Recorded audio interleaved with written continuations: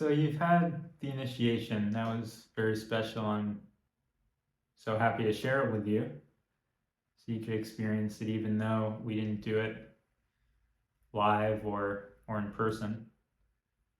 I had my first Shaktipat initiation in Los Angeles, California. It was a beautiful event. It's a magical little room, someone's house that I became very good friends with in the years since. Very emotional experience. I had waited so long to have that initiation.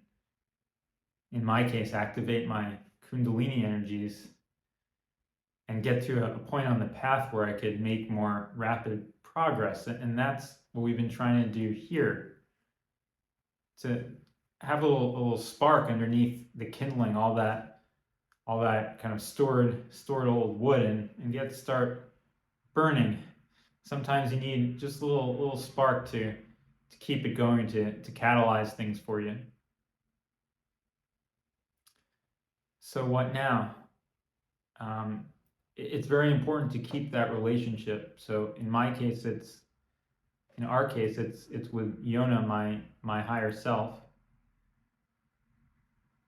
It's important to understand that, as a predominantly female energy, she's very gentle, and you may not have experienced much, or you may not have felt anything in this initiation. She's really very subtle. And on top of that, those of us with depression, we're so blocked inside, it can be very hard to feel these kinds of more subtle experiences. It often takes a lot of work. So I really hope, if you didn't feel anything, that you don't give up, that you don't think that this was just, a video and online and nothing happened. And there's a couple things you can do. Mainly, you should persist and try to call back in Yona with that mantra, with that hand position, to call her in. Try that on your own times, and what you may feel, if you do feel anything at all, it really may be very subtle. Most of these sensations, a lot of the times, they're mostly very mild sensations, because we're not hitting all the big blocks just in the beginning. The other thing you can do, of course, is contact me if you didn't feel anything. We can do this session in person or in a group setting as well, and I can tune into you and your body, and even if you may not have been able to feel anything, there's many times where I can feel what is going on, at least to enough of an extent to let you know that you are starting to release those blockages. Because I've had sessions where, unfortunately, the other person on the end of the line could be an extremely depressed person. Most oftentimes that's the case. The most depressed people often feel the least, because we're so blocked up inside. And I've just been so sorry sometimes when I could feel the process starting and feel a tremendous amount of blockages being released, and they weren't able to feel anything, and it's a real shame. So if you didn't feel anything, that's not a sign that nothing happened. Yona has all the time and the patience to work with you. Mainly take away that, from this point, to take advantage of this, the persistence and dedication on your part is required to meditate and do this meditation. So really do try to set aside some time every day, when you can, when it's feasible for you. The more doable it is, the more likely you are to do it. If you can do it in the morning and start your day that way, it's a beautiful time. But if you're rushing out to work in the morning, you can't bear to think of doing another thing in the morning, and have to get to it at night before you go to bed, even though you might be a little bit tired.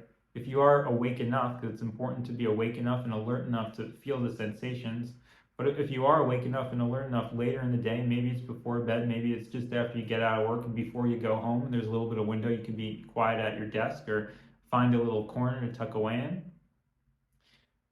try to make it a consistent practice. I found that if I leave it to different points in the day, I'm not really sure if I'm going to get to it. It may not happen. I found that if I can really sit a fixed time, either a certain hour or at a certain point in my schedule after a certain activity that happens every day. For example, I've implemented a routine recently just of cleaning the apartment.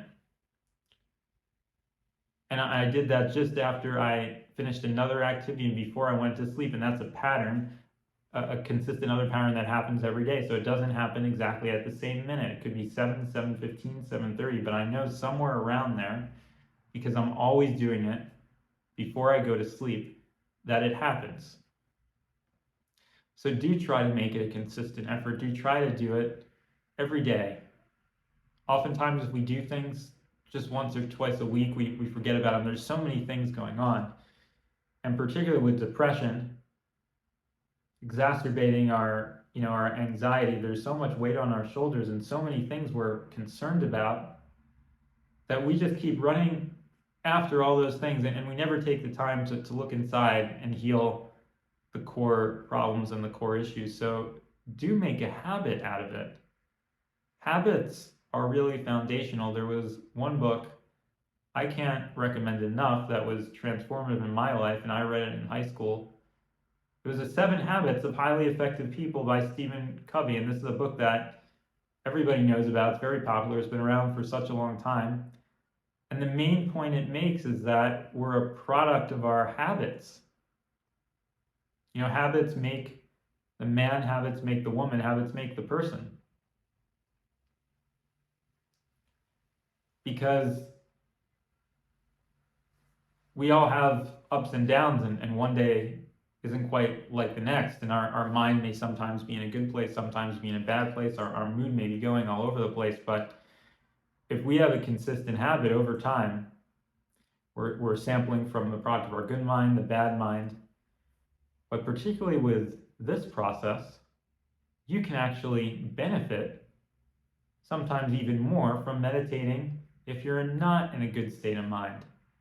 If you're feeling down, it's an amazing time to do this type of meditation, because you're going to be triggering even more of those really bad sanskaras, blockages, and pulling them to the surface.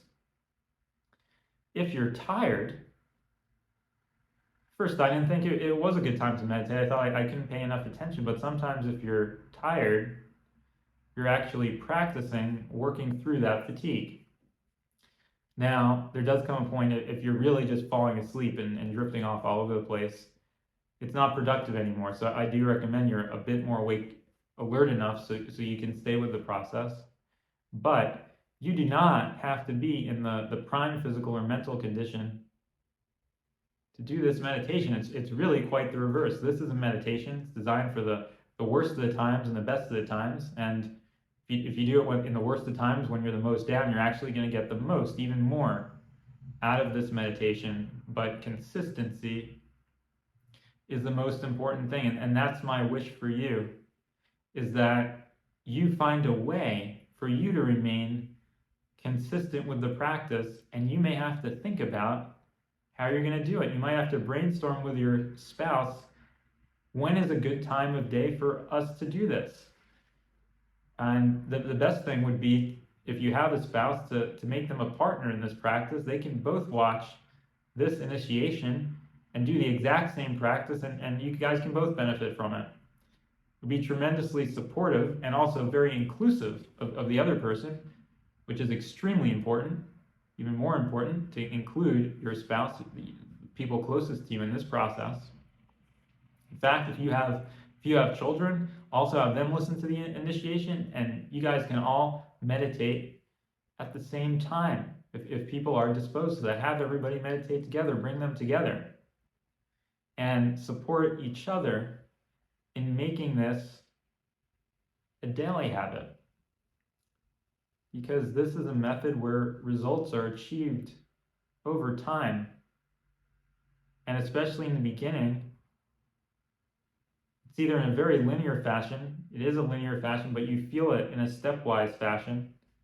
You're gradually removing those little stones, those little blockages, eventually reaching the big blockages. So for this type of process, it's not a one-off process. You expect to do it one time and see a big change. It just doesn't work that way in this type of process, and really any process that I've heard of that's has any shot at addressing something like depression. The truth is, this is the fastest process that I found to treat depression.